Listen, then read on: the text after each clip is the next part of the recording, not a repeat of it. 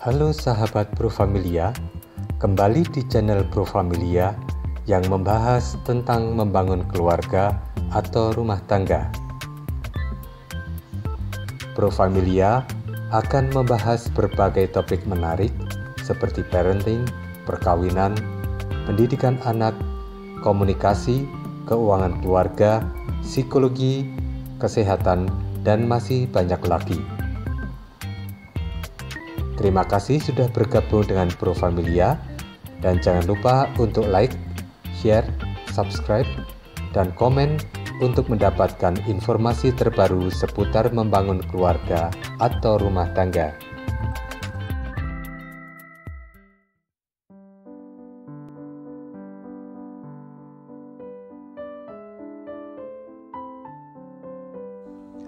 Mengenal kekerasan dalam rumah tangga. Banyak informasi, berita yang kita dengar di sekitar kita mengenai penganiayaan dari yang ringan hingga berat, bahkan sampai pembunuhan yang terjadi dan dilakukan oleh anggota keluarga sendiri. Kekerasan dalam rumah tangga atau KDRT adalah setiap perbuatan terhadap seseorang, terutama perempuan, yang berakibat pada timbulnya kesengsaraan fisik, seksual, psikologis, atau penelantaran rumah tangga, termasuk ancaman untuk melakukan perbuatan tersebut, pemaksaan, atau perampasan kebebasan secara melawan hukum dalam lingkup rumah tangga. KDRT dapat terjadi di antara pasangan suami istri, orang tua anak, saudara, atau anggota keluarga lainnya yang tinggal satu atap.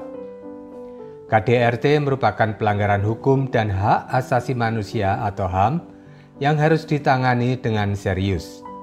Jenis-jenis kekerasan dalam rumah tangga yaitu 1. Kekerasan fisik meliputi pemukulan, mendorong, menampar, menendang, melukai, atau tindakan lain yang menyebabkan rasa sakit atau cedera fisik. Contoh, memukul dengan benda keras, mencekik, menendang, atau menyakiti secara fisik lainnya. 2. Kekerasan psikologis atau emosional melibatkan perilaku yang merendahkan, mengancam, menghina, mengintimidasi, atau mempermalukan pasangan sehingga menyebabkan stres, ketakutan, atau gangguan mental.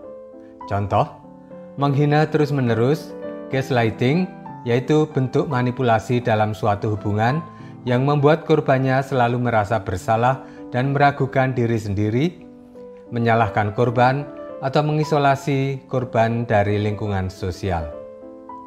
3. Kekerasan seksual pemaksaan hubungan seksual atau aktivitas seksual tanpa persetujuan, serta pelecehan seksual dalam hubungan rumah tangga.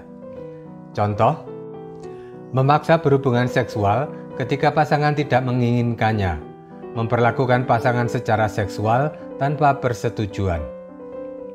4. Kekerasan ekonomi atau finansial melibatkan kontrol atau eksploitasi keuangan serta tindakan yang menyebabkan korban bergantung secara ekonomi pada pelaku.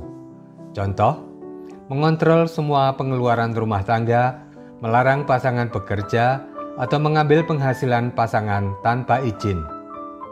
5. Penelantaran mengabaikan kebutuhan dasar seperti makanan, pakaian, pendidikan, dan perawatan medis bagi anggota keluarga yang bergantung seperti anak atau pasangan. Contoh, tidak memberikan nafkah atau kebutuhan hidup yang layak kepada pasangan atau anak. Faktor penyebab KDRT. Masalah psikologis atau gangguan kepribadian, misalnya NPD atau gangguan emosi lainnya.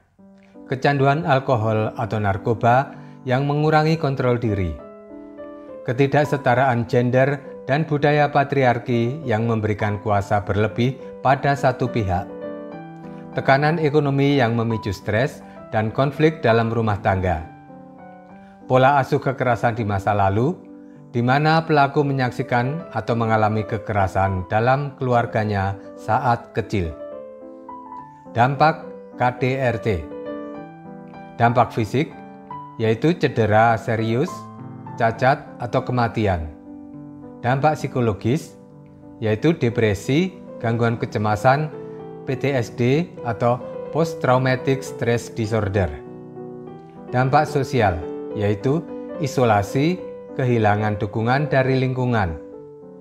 Dampak ekonomi, ketergantungan finansial atau kesulitan dalam mencari nafkah. Dampak pada anak-anak. Anak yang menyaksikan atau mengalami KDRT rentan mengalami trauma, gangguan perilaku, atau meniru pola kekerasan di masa depan. Langkah-langkah mengatasi dan mencegah KDRT. Kenali tanda-tanda kekerasan. Penting untuk menyadari jika Anda atau orang lain mengalami kekerasan. Mencari dukungan.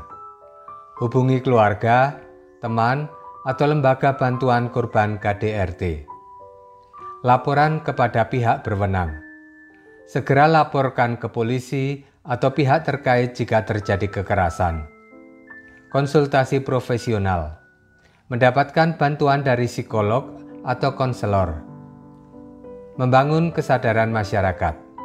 Edukasi tentang kesetaraan gender dan hak asasi manusia untuk mencegah kekerasan. Lembaga Bantuan KDRT di Indonesia. Komnas Perempuan, telepon 021 390 3963. Unit Pelayanan Perempuan dan Anak atau PPA di Polres terdekat. Lembaga Bantuan Hukum. Rumah aman atau shelter untuk korban KDRT. Jika Anda atau seseorang yang Anda kenal mengalami KDRT, penting untuk mencari bantuan segera.